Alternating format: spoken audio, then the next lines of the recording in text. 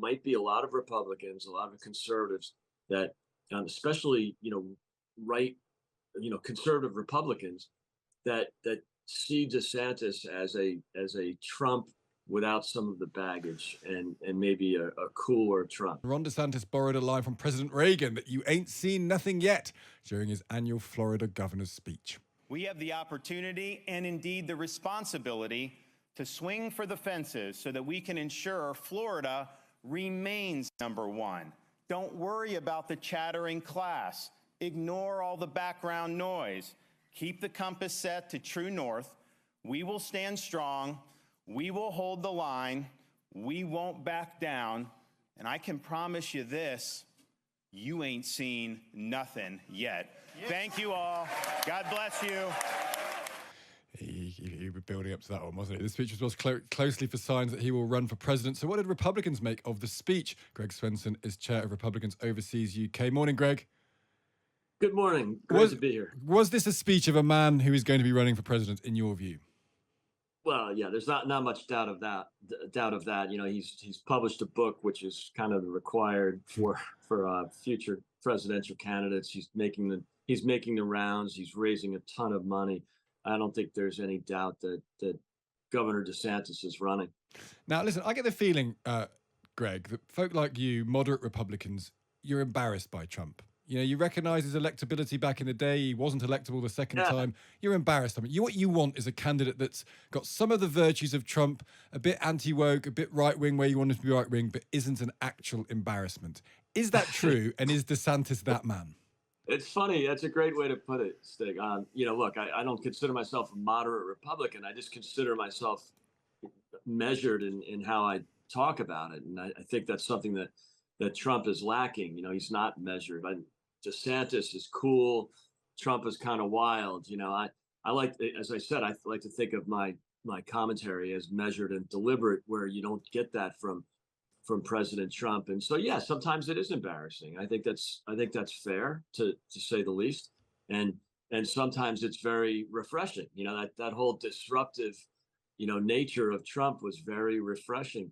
But I think that you'll see that a lot of that from DeSantis too. So, I think you bring up a good point.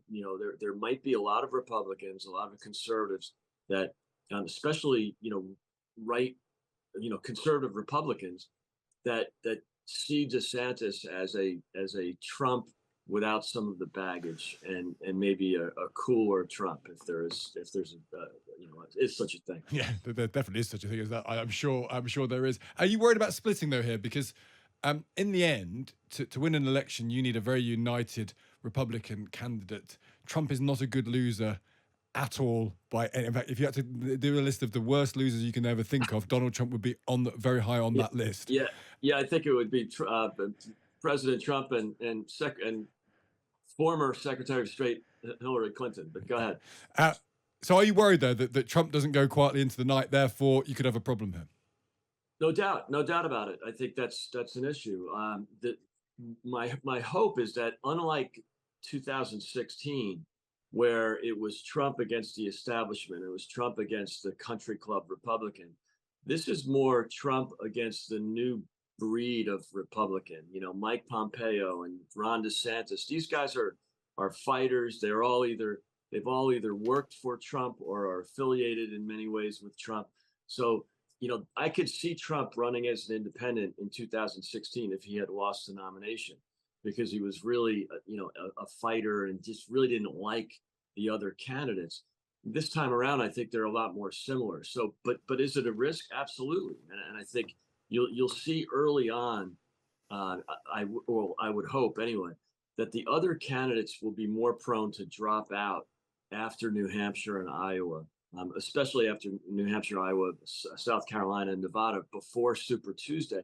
Because what happened in 2016 is started with 17, I think 12 made it to Iowa, and still there was 5 or 7 that ran right into Super Tuesday, and they split the non-Trump vote. Now, I didn't necessarily mind that in 2016 because they were so different. Trump was so different than the rest of them. But I'd hate to see these candidates, which they have a lot in common. They have a they really do have a lot in common. All of these candidates, and not including, I'm not talking about Larry Hogan from Maryland or some kind of country club traditional establishment Republican, but the new Republicans, DeSantis, Mike Pence, Glenn Youngkin, they're all very fresh and disruptive, much like Trump. So I just hope they don't split the non-Trump vote, which is how Trump won in 2016. You need a beat Trump candidate for the primaries. You need to consolidate. You need, and the Democrats did a great job of that. They all got in a smoke-filled room in 2020 and said, "Okay, you all have to drop out." And Joe's our guy. Yeah, and will the Republicans do that with Ron DeSantis or someone else? We shall find out. Greg, great to speak to you. Thank you for joining us. Great to be here. Thanks for having me. That's Greg Swenson, the chair of Republicans Overseas UK.